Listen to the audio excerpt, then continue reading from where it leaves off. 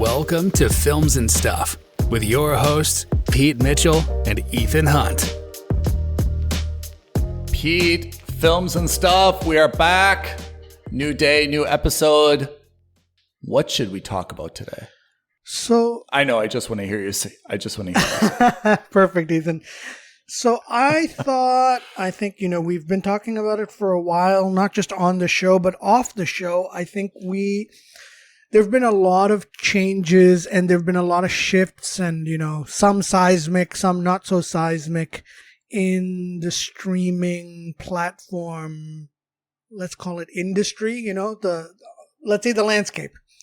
A lot of things have changed, I think, especially in the last month with the completion of the spin-off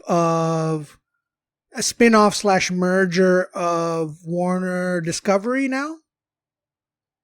So AT&T has kind of spun off HBO and their entertainment division, merged it with Discovery to create Warner Discovery. It's this massive conglomerate, and I'm sure many people have heard about the news as to what's going on with HBO Max. Movies left, right, and center are being shelved for tax write-off purposes.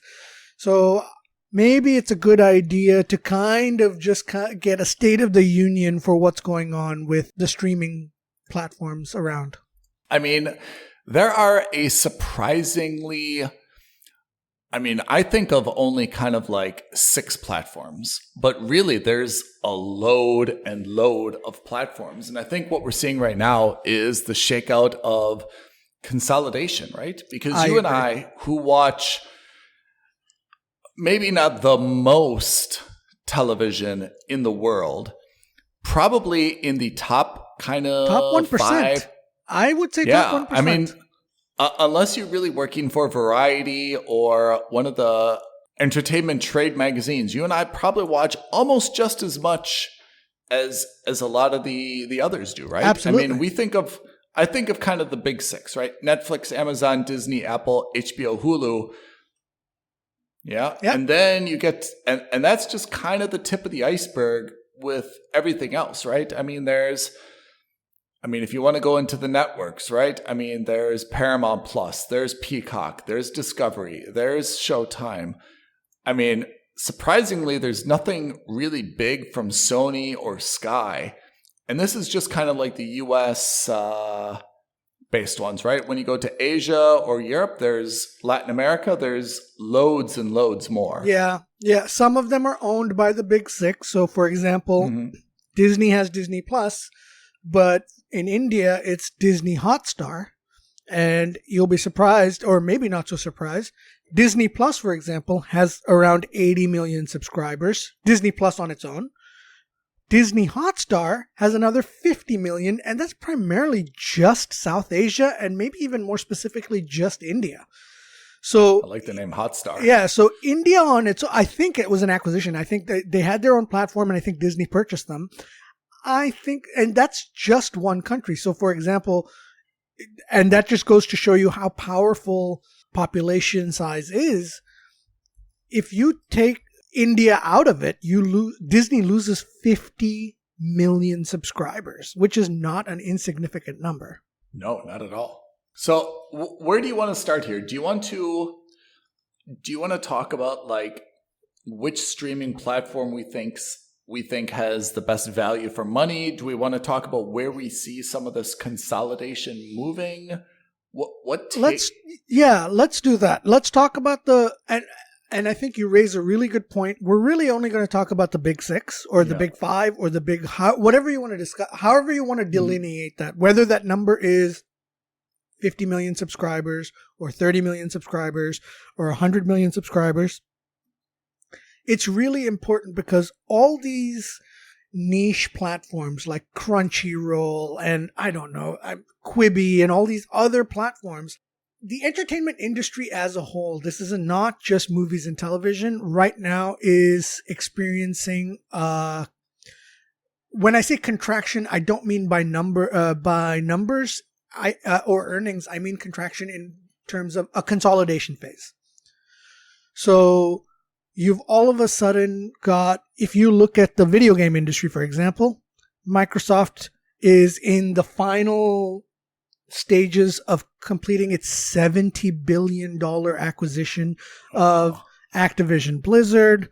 Sony has just acquired Bungie, a couple of Embracer Group out of, I think, the UK, but it could be somewhere else in the EU, has acquired, I think, 7 or 8 game studios, including those from Konami, in the last month alone. And then they said specifically that they've got another 2 that they can't talk about yet because it's not public knowledge. Oh, really? So there's a lot of industry consolidation going on. And I think it's because, there's a lot of opportunity for cost savings and synergy. And there's also just the fact of the matter remains is, in the video games industry, certainly, is these IPs are very, very valuable. And we're starting to see that the value proposition for IP in general is going through the roof. This is exactly what we're seeing with HBO and Discovery. Yeah. I mean, one of the problems I have as a consumer is I just want to have... I actually want a little bit of consolidation, because there's nothing more annoying to me than when I've got to go on a different platform entirely to get content that should be available to me, right? Like Peacock, for example, has... I don't even know if I subscribe to Peacock. I might. I am not subscribed to Peacock. Peacock is Universal Pictures. It has Sci-Fi. And it has DreamWorks, and it has Focus Features, right? Yep. That's really annoying to me. Whereas Hulu, which is owned by NBC, which is also Comcast, right? Yep. And Disney has something totally different. So, I mean, I think that we need to have a little bit of consolidation. I know this is going to take time because it's not so easy that you just mash them up. There's a lot of license agreements, in place. But I'd like to see kind of that Disney consolidates everything under Disney Plus. At least if you go to Disney Plus, you've got everything. I understand they may have some other offshoots that have like little niches or carve-outs. And maybe those are less expensive or there's less choice. But I'd like to see Disney Plus with everything. I'd like to see Hulu collapsed. I just don't think that we need... I mean, I like Hulu. But again... I think just roll it up into Disney. I think roll it up into Disney. Right? And the same with HBO. I'd like whatever HBO is going to be. Whether it's going to be... So you raised that... I think it's a good point you've raised. And I think Warner, you're absolutely onto it. Yeah. So... Discovery Plus is actually, in terms of subscribers, from what I understand, more powerful or a larger subscriber base than HBO Max. Why is this under Discovery? Is Discovery the bigger channel? No, because I'm looking at, I don't know if this is right, but when I look at Wikipedia, I have to check when this is updated by, Discovery Plus has 24 million people. 24 million subscribers, and HBO Max has 76 million. It's dramatic, which to me makes sense because HBO to me is the bigger brand. Yeah, but I think it comes down to, on a brand perspective, you're absolutely right. Yeah. But I think this comes down to CEO perspective, which is to say it was the CEO of Discovery that's going to now run the show. So it becomes a little bit of a territorial pissing contest. Their name. They like the So Discovery. It's their name. So even though it's Warner Discovery, and even though 70% of the company is owned by AT&T, which was Time Warner effectively, right? I think it's David Zaslav has basically said, listen, I'm running the show now. And in terms of profitability, my understanding is that Zaslav's Discovery in general is a lot more profitable than HBO. Let me have reins. Let me take control of this. And I promise you I will. So he has told the board he is going to achieve $3 billion a year in savings in the next 2 years while increasing content spend $20 billion a year. So $20 billion $20 billion? Yeah, you heard me. That's exactly right. They have committed to spending $20 billion a year on new content while cutting $3 billion a year in costs. And one of the easiest and fastest ways to cut costs is to merge the two platforms, which is fair enough. But what I think they're going to do is they're going to merge the platforms, but they're going to do it as, I guess, Discovery Plus or whatever, and get rid of HBO Max, which I think is a mistake. I think HBO Max has more of a cultural cachet, certainly in North America, than it does anywhere else. I would tune into HBO before I tuned into Discovery. But I also recognize that Discovery in general their shows are a lot cheaper to produce, in my opinion, is because there's a lot of nature TV, a lot of reality Food TV. channel. So the content is very, very cheap to produce, which means that it's very profitable. Whereas we know, I mean, we've seen it with HBO, forget HBO, we've seen it with just Warner Brothers alone. Their content is very expensive to produce, and, whatever the actual number is, but it seems like 90% of everything they've put out on screen has been like a stinker critically. Whether it makes money or not, it's almost irrelevant. It's not getting the cultural cachet that they should be getting when you have a Batman, a Superman, a Wonder Woman on screen. They're not getting it. They're not extracting the maximum value. I mean, it's true when you look at HBO, let's just call it DC, right? HBO. There's not a lot of DC on it. It's Game of Thrones, Euphoria, Flight Attendant, Succession, Billions, Westworld. That's kind of it, right? Yeah. I mean, there's no superhero in that entire range. Right? There's no Batman spin-off show. There's a lot of Superman spin-off shows, I feel like. These are all DC properties, right? CW, yeah, that's right. That's exactly right. I'm very intrigued to see what they do in terms of content.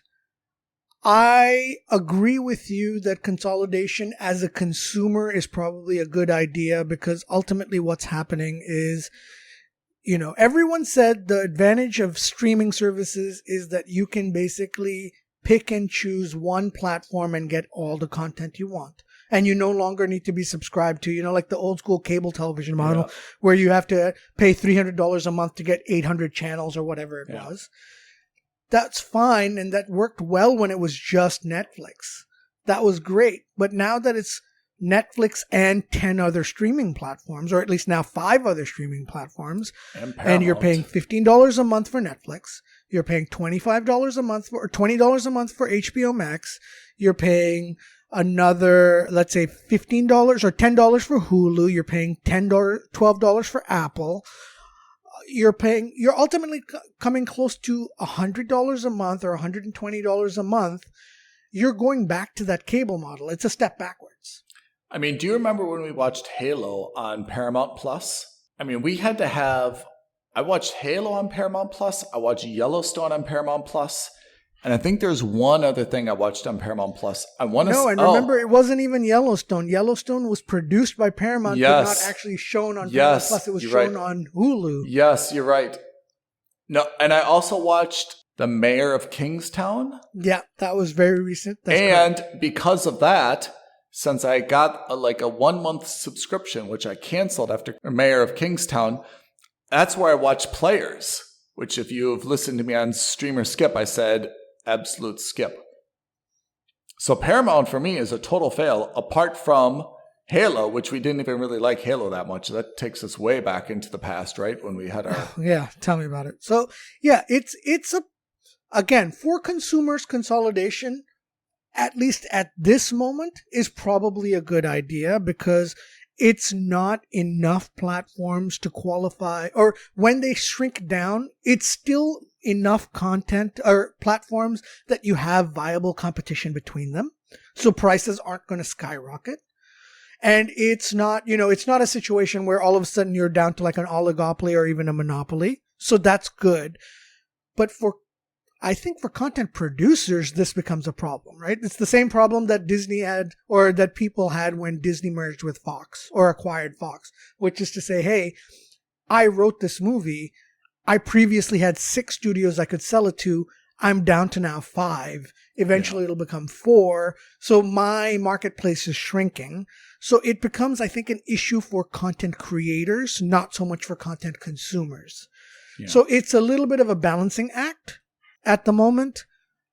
But I'm also cognizant of the fact that, listen, at the end of the day, entertainment is, and certainly streaming platforms, it's a luxury spend. It's not a utility. It's not internet. It's not water. It's not electricity. So if the content isn't good enough, I have no qualms about canceling my subscription. I mean, I found that this is the research I have. I mean, I use my family's account for Netflix. Yeah. I have an Amazon Prime Video account, which I think is very inexpensive. No, well, it's free with Amazon Prime. Yes. If you have Amazon Prime, you have Amazon Prime Video for free. Yes. Disney, I rarely use. My brother has Disney. I think I rarely use Disney. Okay. And Apple is $4.99 a month. My Apple account is very inexpensive. And I probably get good value on Apple, right? I'm watching Pachinko on there right now. We watch Blackbird on there right now. We watched For All Mankind. So I thought Apple gave me good value, although they don't have the same amount of variety. I find HBO is not giving me a lot of value. Apart from Game of Thrones, what else are we watching? So maybe this is a sneak preview for 3 months from now. Yeah. But at the moment, when you look at all of our streaming platforms that we're talking Amazon Prime, AMC Plus, Apple TV Plus, Disney Plus, I don't know what all the pluses are for, HBO Max, Hulu, Netflix, Paramount Plus, Showtime, and then I said others. These are things like Peacock, etc. Yeah. So those are the main ones that I've listed, and they're not the big 5. They're a little bit more, but these are shows that we've seen on all these platforms. This is a great spreadsheet. If you look at them, right now, the most successful, critically successful platform is HBO Max. You're right. And that's because of Tokyo Vice and Winning Time, both which were must-subscribes. Yep. And Peacemaker almost made it a must-subscribe. Yep. But that's only 3 shows. 3 shows. It's really difficult, right? Because HBO, right, is, I think it's $15 a month, and they just introduced an ad-supported tier at $10 a month. Yeah. Whereas if you look at something like Netflix, combined, we've watched 15 shows. And if you look out besides that, on top of that, we've watched another 8 on that individually. So in terms of gross value, Netflix is probably giving you the most, but the quality is definitely not that high, which is something you'd expect, right? It's really hard to be high volume and high value. Yeah, I agree. I mean, that's a very good point. I mean, that's I think we always make our spreadsheets public, right? But I mean, you're right that we watch, if you're looking just by volume, we watch the most on Netflix, followed by Apple TV Plus, followed by Amazon Prime, Disney Plus, HBO, and Hulu. But I mean, Netflix is far and away the highest. I think part of that is that Netflix has movies. I think it's more than that. I think it's a little bit that they also do movies. You're right. Most of the other platforms, very rarely do they do movies. But I would say something. You and I, for example, when there's a new release, you and I almost always see it in the cinema. That's right. Right? So, for example, on Disney Plus, we don't wait. When Black Panther comes out, we're going to see it in the cinema. We're not going to see it on Disney Plus. Exactly. So if you're a big cinema goer, it probably changes also.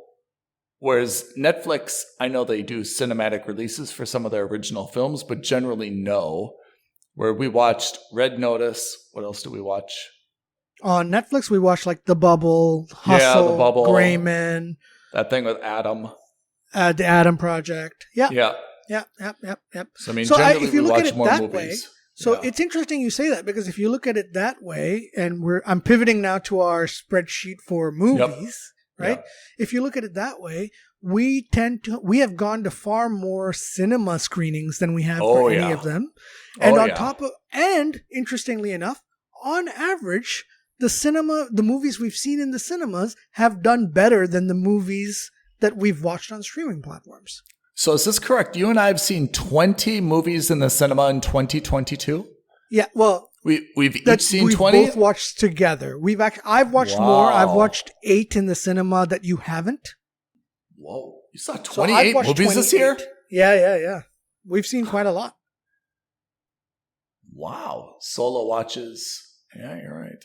In terms of streaming platforms, what are you watching on? I mean, Netflix is far and away the biggest, right? They've got 220 million subscribers. What are you watching on Netflix? Like, what are the big shows that you want to see on Netflix? Did you watch Better Call Saul on Netflix? Yep, for me, better. So Netflix, I think internationally has the rights for Better Call Saul and Breaking Bad. So I did not watch it on AMC Plus, even though I believe it's an AMC Plus original. So yeah. I watched Better Call Saul on Netflix. And the same applies to Ozark. I saw that on Netflix. Then, of course, my favorite Umbrella Academy was on Netflix. Oh, yeah. So, which, by the way, I sent you a message maybe yesterday. Coming for season 4. Season 4 is the final season, has been greenlit finally, and it comes out next year. I love Umbrella Academy. You deserve 100% of the credit. And as I was telling you earlier today, I also have recently gotten deep into Stranger Things, where I watched the first 3 seasons. I'm starting season 4. No spoilers. And I have to say, that's not entirely because of you, but it's largely because of you. And I've been very, very happy and surprised that I liked Stranger Things, I have to say. Both of those, I think, are exceptional shows. Both of them are 4 seasons. I'm going to be sad to see them each end, you know? Yep, season 4. So I think season 5 of Stranger Things, I can't remember if it was season 5, but I'm pretty sure the next season is going to be the last season of Stranger Things. Oh, there will be one more. Oh, yeah. It's too big of a cash cow for them to end, right? Too big of a cash cow, but at the same time, they're also spending $30 million an episode. It is the most... $30 million? Oh, yeah. Really? It's shockingly expensive. And I think this is why I think and I'm glad, you've alluded to this point, but this is why I think a lot of the streaming platforms want to consolidate as well, or at least content, because you cannot spend $300 million on a 10-episode season. It's too much money. It's just too much money for something that I don't think you're eventually going to get the payback on. You might see that if you spent $300 million on a movie in the cinema, you would need to make $600 million so that you could split 50% with the distributors, right? With the theaters. Plus, you'd need to earn at least another $200 million on top of that for marketing. So that's $800 million. And that's just to break even. It's unbelievable. How much do you think it costs to make Inventing Anna on Netflix? Next to nothing. I imagine it costs next to nothing. Really? Yeah. You have one scene which was like one production set which was like a prison, right? The visiting cells in the prison. Yeah. Or not cells, but the visiting room in the prison. You had what appeared to be a journalist's office, and you had a lobby of a hotel. You've got the yacht, you've got some restaurants and stuff. Oh, yeah. That's right. You did. You're right. You're absolutely right. But all those things could have been done on location, not in Europe, on location like in Long Island. Yeah. So I don't think it would be very difficult to make a yachting sequence off of the east coast of the US look too dissimilar from Greece. If I'm looking at Netflix, All right, so they've got another season of Stranger Things coming out. And then what's their other kind of Sandman, by the way. Sandman. Neil Gaiman himself, the author, said that season 2 is in trouble because it just was such an expensive show to make. They may not make their money back. Again, I didn't understand that, but okay, fair enough. What about Umbrella? So basically it's Stranger Things, Umbrella Academy. Sandman is kind of iffy. And then there's really not a lot of recurring stuff on Netflix. Am I right about this?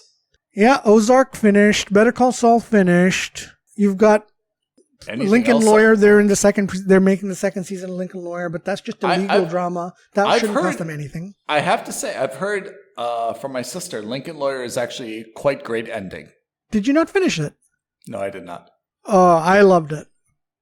Okay, so I heard it from you and from her. Okay, yeah, but I have to say, like Netflix has, and this is one of the issues that we've had. Right, we do watch a lot of stuff on Netflix. I watched Inventing Anna. That's a great one-off. There are like some very good Hustle, for example, Spiderhead, for example, The Gray Man, for example. Right, like there's a lot of one-off things we watch on Netflix. No, and the same goes for these like movies that you don't really think about. Like you haven't seen it. I saw it. I thought it wasn't good, but I didn't think it was bad by any means. But they have like these deals. Like Kevin Hart has made a bunch of these movies, like The Man from Toronto. The Man from Toronto. Me Time just released. I haven't seen it yet, but that's on my watch list. I'll probably see it this weekend. It's again a Kevin Hart and Mark Wahlberg comedy. Oof. So, like Kevin Hart has kind of built this niche of making these movies where even though he's maybe not an A-list star himself, he ties up with other comedic or maybe not so comedic stars to make these comedies that could be sleeper hits. How is it possible though that Netflix has so many like duds, like Day Shift? Is it possible at all that this Day Shift with Jamie Foxx, Snoop Dogg, and Dave Franco's brother, poor guy. No, it is Dave Franco, not James Franco. Oh yeah, James Franco's brother Dave. Yeah. Yeah. Is there any likelihood that this is terrible, right? It is, but I think I think this is in response to Netflix. I think this is Netflix's response to saying, "Oh crap, HBO Max has got a reasonably good streaming platform. Apple TV's got a reasonably good streaming platform. All right, let's quickly go out to all of Hollywood. Let's literally throw money at everyone we can, and let's see who can come up with a story or a TV series that sounds even reasonably acceptable. That's not $100 billion to make. Let's get them to do it, right? Like these Kevin Hart movies, they're not costing you a ton of money. They're not effects heavy at all. They're all comedies. They're quick and easy money. I'm not saying they're $10 million movies, but they're certainly not $100 million movies. Yeah. I have to say, I mean, as much as I love Stranger Things, as much as I love Umbrella Academy, I've got to keep that Netflix, subscription.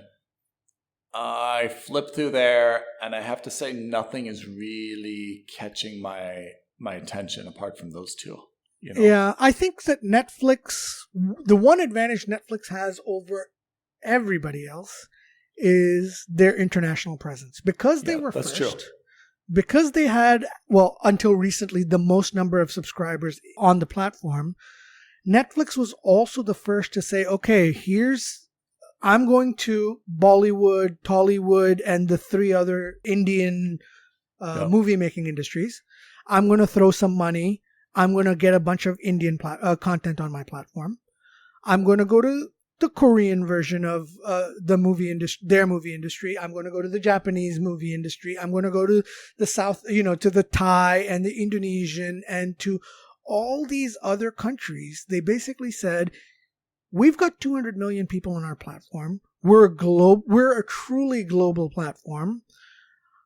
I'm going to throw money, and if a movie cost me $50 million to make in North America, I bet you it's only going to cost me $10 million or $5 million to make in India or in the Philippines or in China or wherever it is. Make these movies for your viewers. And I don't think, for example, Disney has that cultural cachet. If you look at Disney, Disney's movies are all things that we grew up with, but are all North American focused. Disney isn't making movies in China, is not making movies in Korea. If I look at the most streamed on Disney Plus, Mandalorian Season 2, Mandalorian Season 1, WandaVision, Falcon Winter Soldier, Loki, Hawkeye, Boba Fett. Boba Fett's low. None of them are original platforms. They're all based on existing IP. It's either Star Wars or Avengers, right? Exactly. Again, not a bad thing. I'm not criticizing them for that, but there's no, let's say, original non-IP content being produced by Disney at the moment. Everything they're doing serves existing intellectual property. Yeah. Whereas every other platform is saying, hey, we have to come up with brand new IP. And so they've got a shotgun approach, which is to say, okay, let's just throw money all around. Let's see what sticks. I think what Netflix does very well is like Inventing Anna. I think that's a very, very good, like that's their wheelhouse, you know? It's got one kind of semi-famous name. It's got a good story. They did it very well. I think that's a very, very good place for them to be. Right. I watched Downfall Case Against Boeing. I mean, that's good, but that's not going to capture like a wide audience, you know. I'm sure that wasn't very expensive to make. It's a documentary. There's, just interviews and they show documents and stuff. That's not really where their bread and butter is. I thought that, Inventing Anna was very good. Prime, by the way, can we talk about Amazon Prime for a minute? Oh, we should. Yes. Where are they? I'm super Can confused. I tell you, I watched Sylvester Stallone's latest movie, Samaritan, on Prime, and the movie was so bad, I considered unsubscribing from Amazon Prime. That's how bad it was. And you know me, and listeners, all of you know me, I am very hesitant to A, slate a movie, and B, more importantly, I never go after actors. I never say, oh, this actor was good, this actor was bad. This movie was filled with bad acting. Like, really horrendous acting. And I'm not saying it to be mean. I'm shocked that this movie was made. And I'm shocked that it made it past whoever was in charge of making the distribution rights. I mean, I'm very confused by Amazon Prime because they've got some things that we've really liked. We love The Boys, right? Yep. Night Sky, right? Yep. We loved it, even though that's not renewed. Correct? No, even though that got canceled, yeah, which is a shame. I have to say, I'm kind of into Carnival Row. Okay. We didn't like Rag and Bone. We didn't watch, what else is on our streamer skip list that we didn't watch yet? League of Their Own, we didn't watch yet. Yeah, actually, we don't even have that many things from Amazon Prime. Not that on our much. list. Amazon Prime is the terminal list. You Are Wanted. Again, I don't know anything about them. Outer Range, which was not bad. Oh, yeah. Outer Range was very good. Night Sky was very good. Carnival Row was very good. They're not actually, when they put together a show, Wheel of Time was okay. The Boys was very, very good. Those are not bad shows. I didn't really love Reacher. What did you think of Reacher? I loved it. Oh, really? Yeah. It was a must subscribe for me. Oh, wow. Because that was their number one show. On Amazon Prime? No, I preferred The Boys, but yes. No, but I mean, that's the one, apparently, that has the most minutes watched has been Reacher. Yeah, but I hesitate to listen to those kinds of statistics because it's also 10 episodes of 60 minutes each. So that skews the numbers. Yeah. But Reacher is not a original intellectual property, right? It's based on a book, and it's based on a book. That's right. It's based on a Tom Cruise movie. So it's got like a few advantages over Wheel of Time, The Boys, Night Sky, But I have to say, I mean, when I look at these, like Disney for me has the clearest strategy. Like, hey, we're just spinoffs for Avengers and spinoffs of Star Wars. Pretty clear, basically, right? The current shows that we've watched on Disney Plus and that we're going to watch and that we've heard about are there basically as fillers for the movies. Yeah, I have to say, I the few things I watch on Amazon Prime I like, but I don't find that they've got a whole lot after that roster. Netflix has a deeper roster, but I'm just not getting a whole lot after Stranger Things or after One Umbrella. Like, once I'm done with Stranger Things season 4, I don't have anything on Netflix that I want to watch.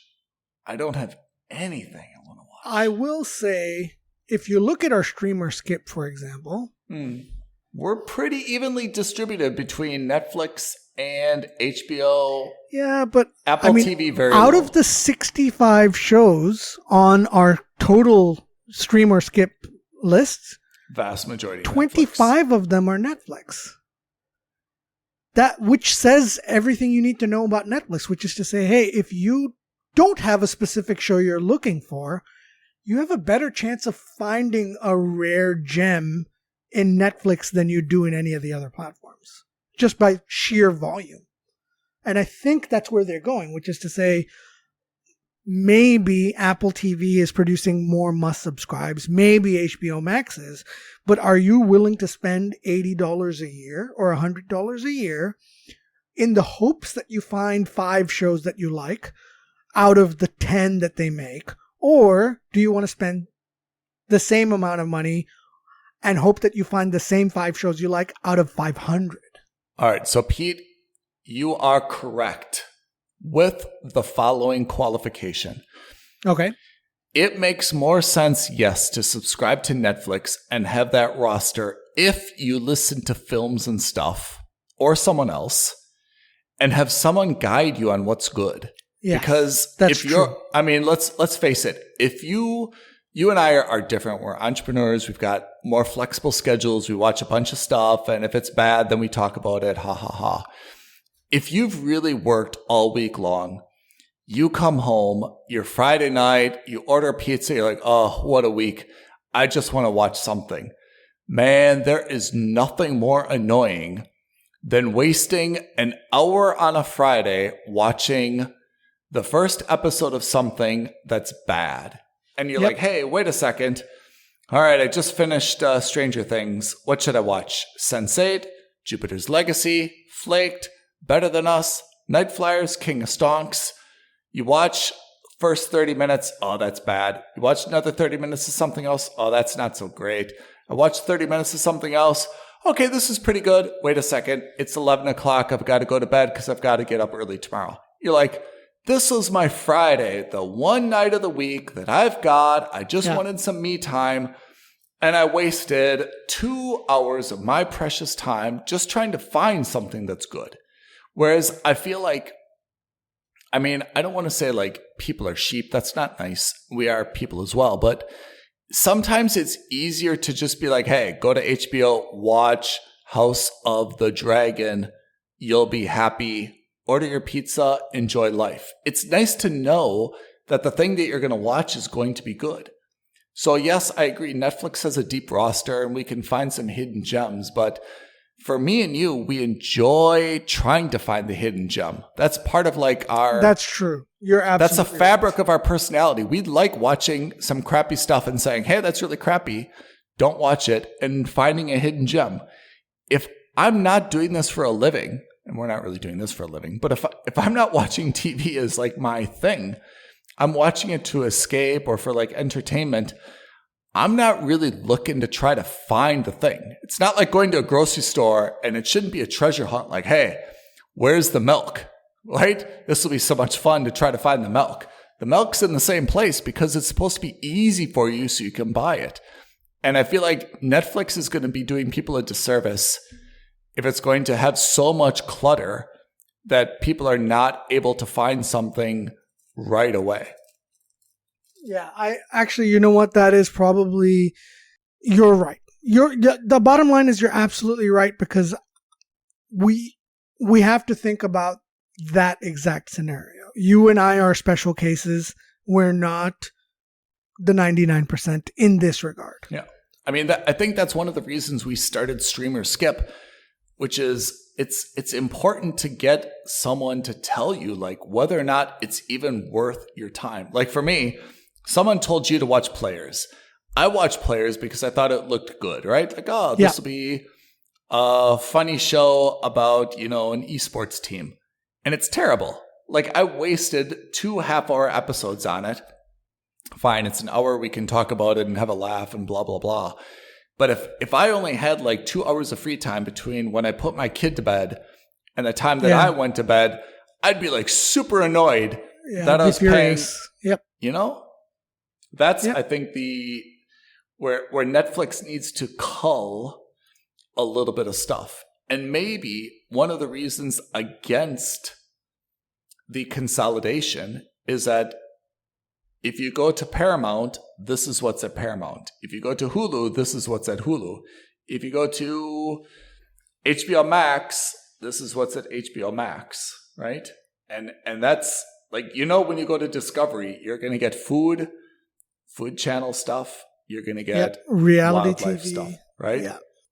Have you perhaps inadvertently made this a 45-minute long advertisement for why we should be all listening to Films and Stuff, the podcast?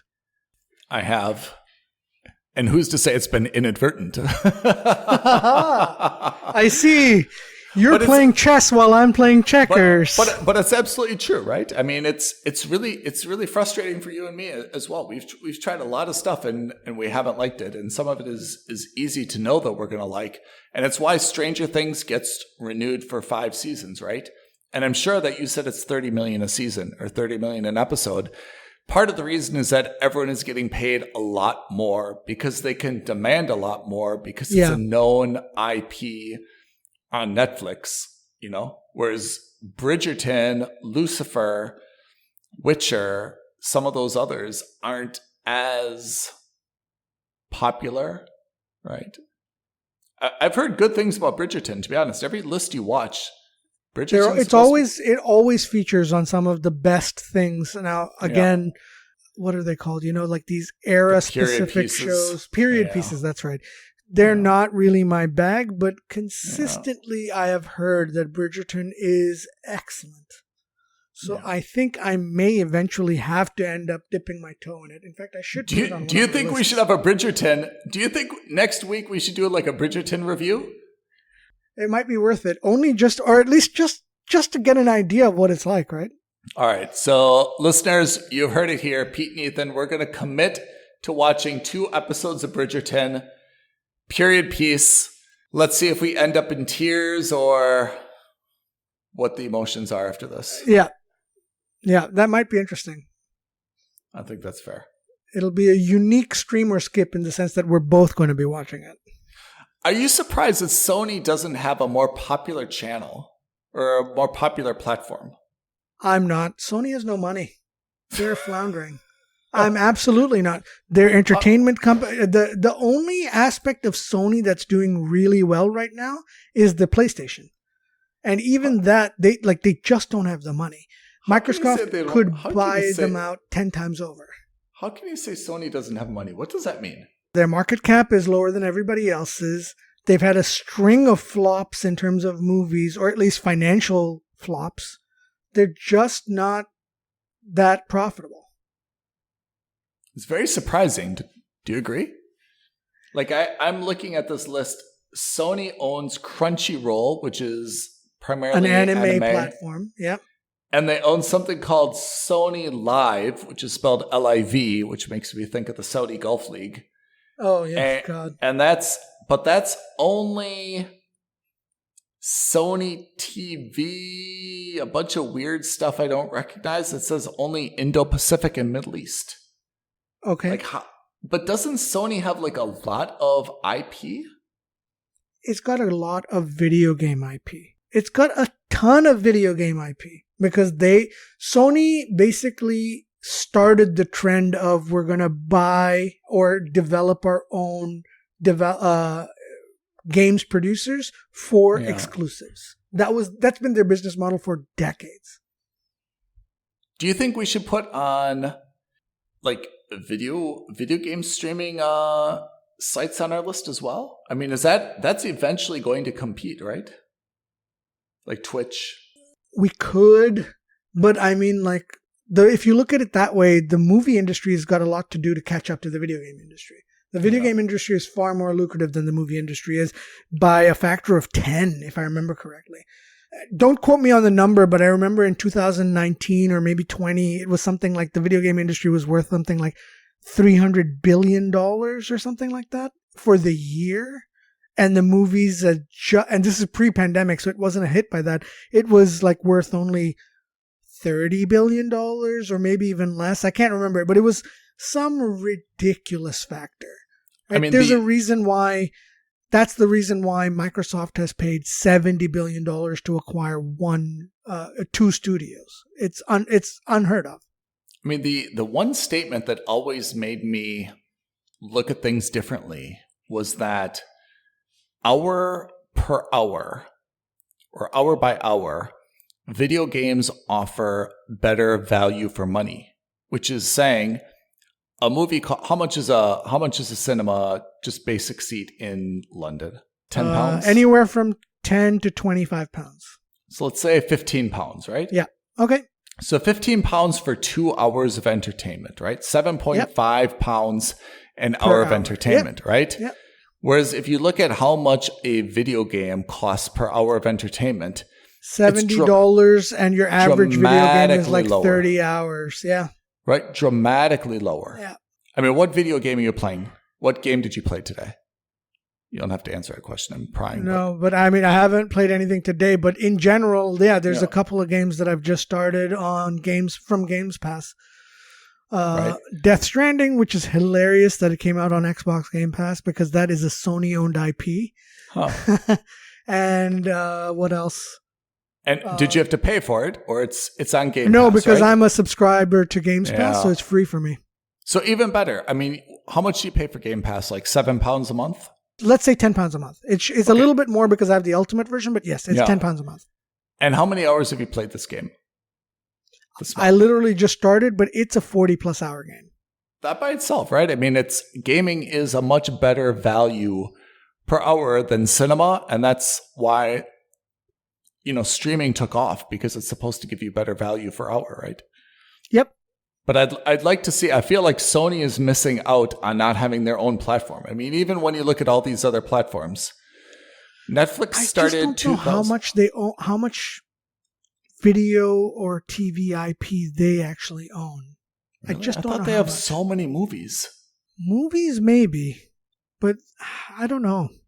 Like Spider-Man, almost all of the Spider-Man universe now is back in MCU's hand, at least creatively and financially, 50%.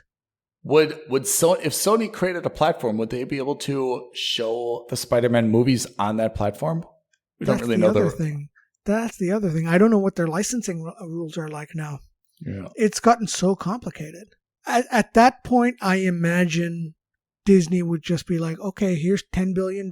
We're buying the rights to Spider-Man back. Thank you very much.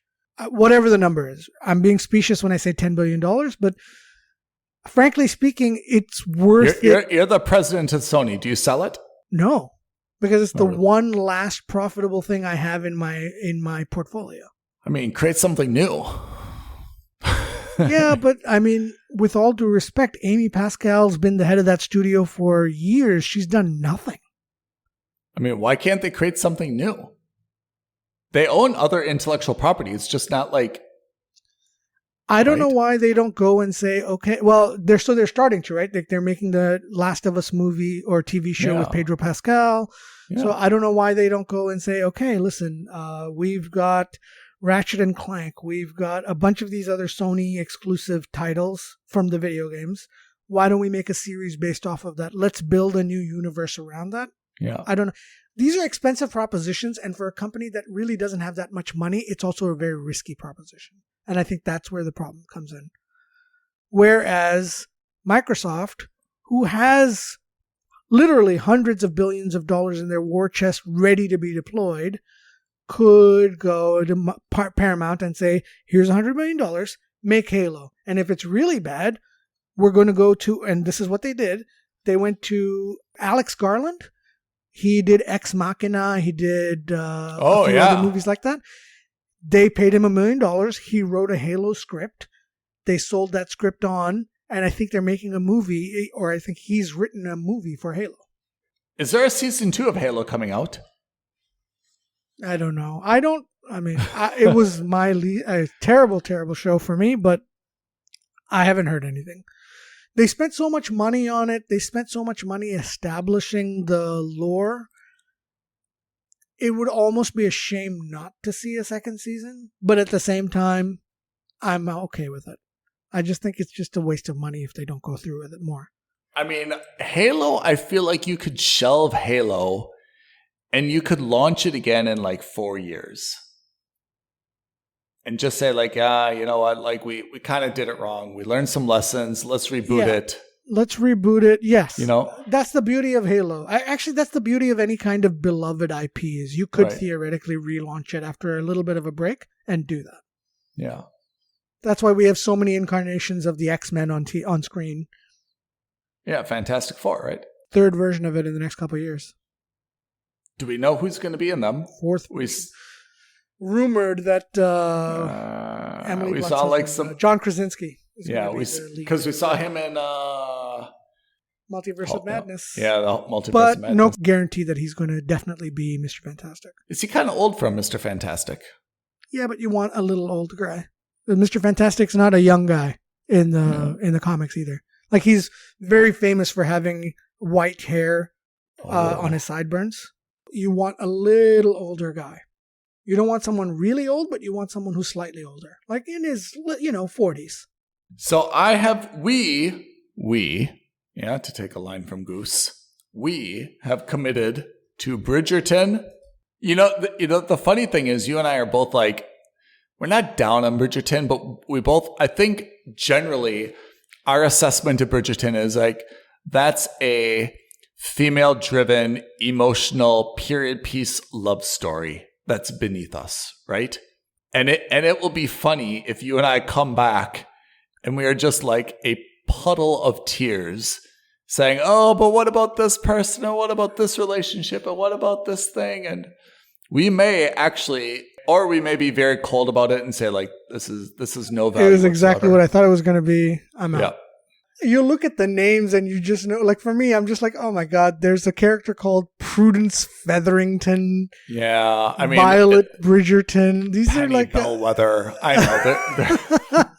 They're all like made from like these name generators, right? Which is like the street that you're born on, plus your first pet, plus your favorite number, right? And that will create like your medieval character, right? Lord Brimsley III.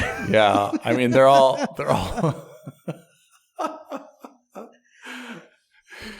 yeah, they're all, everyone's butler is named Chevis, and I mean, it's you know what it is? I think I know what it is.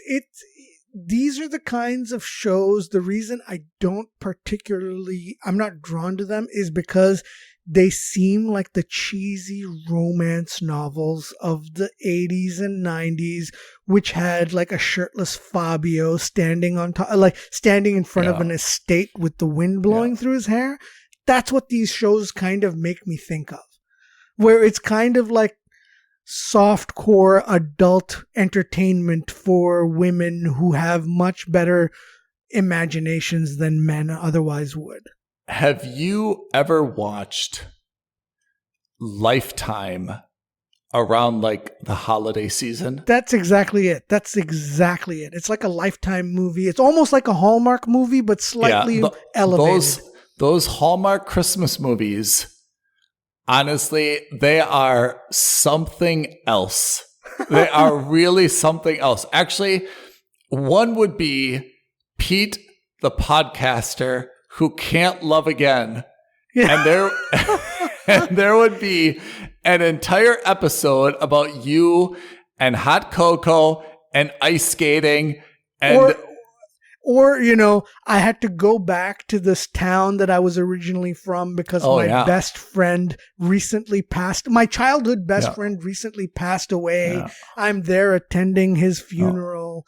And I've just had a big breakup in the big city. Yep. And I'm learning to kind of, I've been closed off, and I'm learning to love again. And your friend left you his dog in his will. So now you've got like this white German shepherd or husky or something. Yeah. And I meet this beautiful blonde in the dog park.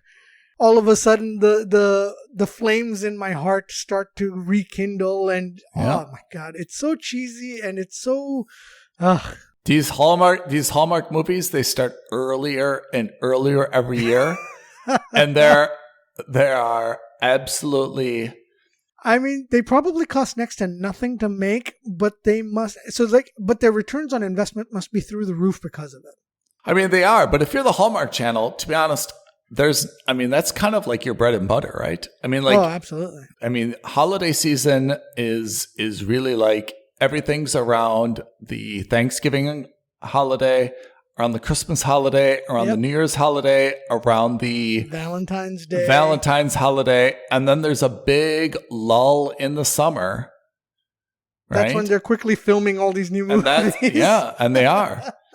And there's like a few, honestly, there's a few, the girl from Party of Five, what's her name? Lacey Chabert? Sure. I don't remember. I don't know. I don't think I ever saw Party of Five. Maybe I can't remember. So disappointing. No, but I'm also confusing it because it could have that was the era of Dawson's Creek. Matt Fox. Was the era of Matt Fox. Yeah, Yeah. No, I've probably seen it. I just don't remember. So Lacey Chabert was like the little kid, and I think she was also in Mean Girls as well. She is like the she was in Mean Girls. Yeah, she is like the queen of Hallmark movies. You'll see her. Honestly, you'll see her in like probably 3 this winter. One, she'll be the lawyer. Another, she'll be the wedding planner. And a third, she'll be the real estate agent. Best friend. Oh, okay. Real estate agent, right? Okay. It's always one of those 3. And then, she's going to meet, the Mr. Right or Mr. Wrong or something like that. So I think we started talking about this. A lot of tangents today because we committed that we're gonna watch Bridgerton, or at least try Bridgerton and see where it comes out. Yeah. I mean, it's a centerpiece of Netflix, so we should at least see it and forever screw up our because you watched we recommend. Oh my God, list. That list is forever going to be like, maybe their algorithm will die. Wait a second. Pete only watched religiously sci-fi, but he also watched Bridgerton. Maybe you'll get like an email. Maybe you'll get an email like, hey, your account's been compromised. Is this you? Yeah. Your account's been compromised. Someone's I think they gave up on my account period piece romance. because we have that platform where we've got 4 different profiles for the 4 different members of our family, but everyone ends up using my profile anyways. Oh. So I've got like foreign language movies, I've got Korean dramas, I've got sci-fi, I've got sitcoms, I've got everything under the sun being sent to me on my recommendations list. And I think it's the platform's just like, I don't know what to recommend to Pete anymore. Pumping iron. All right, dude. Thank you for your time today. Thank you for your tangents. Listeners, thank you for indulging us. And let's just recap the most important part. There's a lot of content out there today. If you need us to help give you a recommendation on what to watch, or you want us to watch something for you, don't be shy. Message us. Let us know. aloha@filmsandstuffpodcast.com or tweet at us at F&S Podcast. We will gladly take the bullet for you. We've got the time. We've got the willingness. And that's really, we've given you a little bit of a teaser as to what you're going to hear at the end of this year. But the purpose of this is to basically give you a little bit of an idea of what the current streaming landscape is. And we will give you our definitive answer to I've got $15 in my pocket or $20 in my pocket. What streaming platform should I be subscribing to in 2023? We're going to let you know at the end of this year. Thanks, everyone, for listening. Thank you, Pete. Thank you, Ethan. Thanks, everyone. Have a great day, everyone. Thank you for listening to another episode of Films and Stuff. If you haven't already, please subscribe and review on Apple Podcasts, Spotify, or wherever podcasts are downloaded. Films and Stuff. There is no substitute.